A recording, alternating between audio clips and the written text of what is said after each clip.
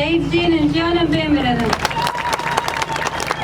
ام جی دست پێکێ خێرهاتنا gelê xwe dikin û ji dil û can berxwedana gelê êzidî ê ku îro li hemberî zulma heyî, li hemberî komplên heyî, bi dil û can berxwe didin, ji dil û can wan silav dikin û dibêjin em bi were ne, dilê me bi were ye.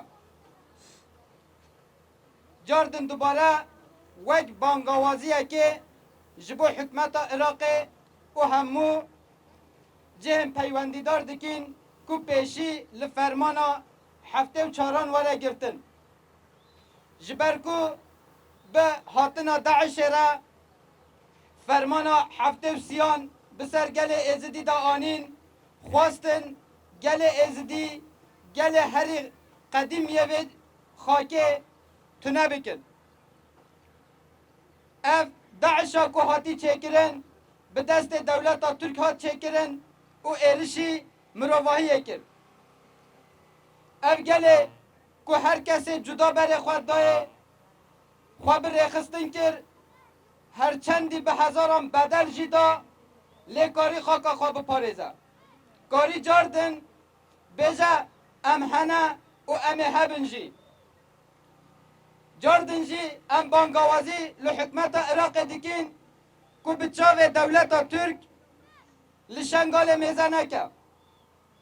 Li gorî berjewendiyên QDP nêzîkî şengalê nebe. Ji ber ku em vê xeteriyê dibînin û em naxwazîn komku jiyek din li ser gelê Êzidî were. Ya din jî ev 6 salin ku gelê Êzidî xwe bi rêxistin kiriye, tüccaran li hemberî Iraqê, li hemberî serweriya Iraqê sûç nehatiye kirin.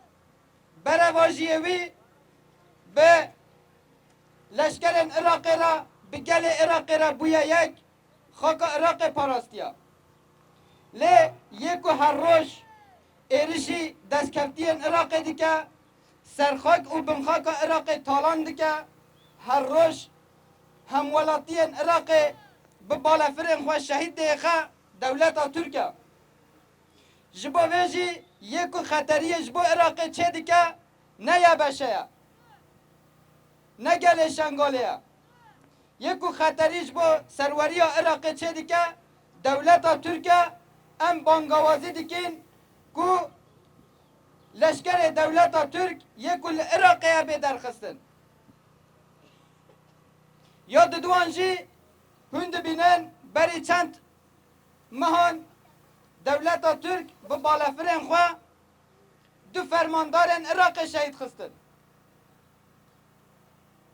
Ev tê wê wateyekî dewleta Türk dijminê hemî mirovahiyê ye.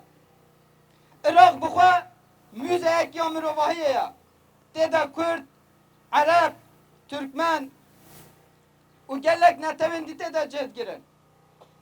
Em dibêjin bila ev biratiya ku bi salan hatî avakirin, bi hev re hatî jiyankirin, neyê xirab kirin.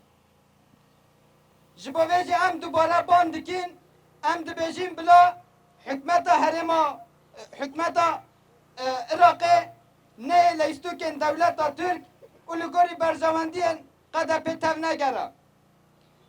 Ya duhemîn jî em bêjin di nehê cotmehê de biryarekî bi vî rengî dayîn, ji ber ku di nehê cotmehê de kompleyekî navdewletî li hemberî rêbertiya me hat kirin, em vê dibînin ku dewleta Türk dixwaze şerê Kurd û Ereb bide dest pêkirin.